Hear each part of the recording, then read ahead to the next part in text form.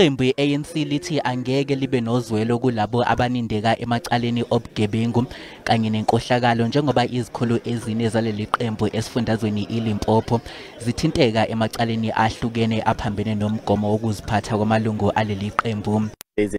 That involves Comrade Tholi Mashamaite from Waterberg, who was the chair of chairs at the Limpopo legislature.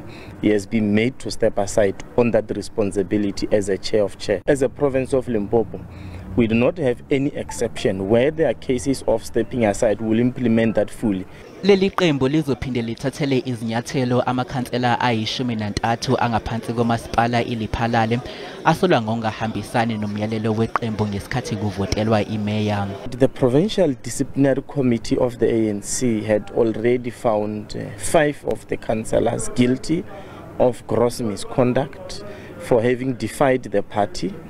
They have been recommended for a period of 5-year suspension from the ANC, as well as the removal in their responsibility, either as ward councillors or PR councillors.